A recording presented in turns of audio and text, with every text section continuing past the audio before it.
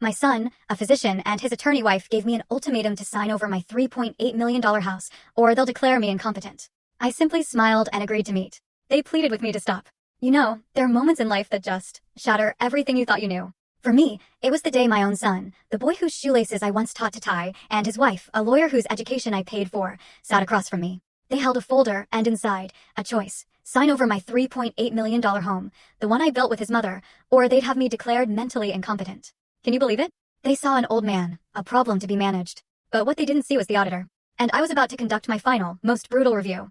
It was a late Sunday afternoon, one of those gentle September days where the warmth feels like summer's last embrace. I was on my knees in the garden, dirt under my fingernails, tending to Caroline's Carillon roses. Velvety red, their scent could fill the whole yard. Each bloom was a testament to 30 years in this house, turning soil, pulling weeds, building a life from nothing.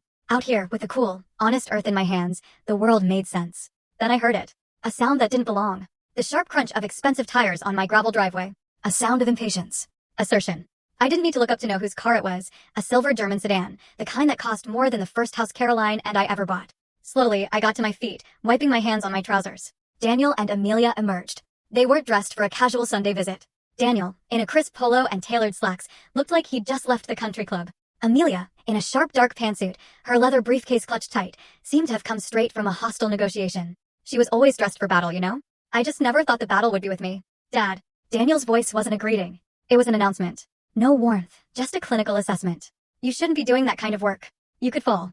I've been gardening for 40 years, Daniel, I replied, my voice flat. I think I know how to stand up. Amelia stepped forward, her heels sinking slightly into the soft lawn. Her eyes swept over the property, not seeing the climbing roses or the ancient oak, but calculating square footage, property value. Robert, she began, using my first name, always a subtle power play to establish herself as an equal, not a daughter-in-law. We need to talk about some logistical streamlining. We've been running the numbers, and the upkeep on a property this size, for one person, is fiscally irresponsible. The words hung there, cold and sharp. Fiscally irresponsible. They had taken the sanctuary Caroline and I had built and reduced it to a line item on a spreadsheet.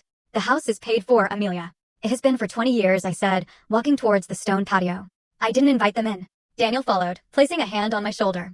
His touch felt proprietary, like a doctor examining a patient without their consent. Dad, it's not just about the full story on the channel. Link below. Click now and watch what happened next.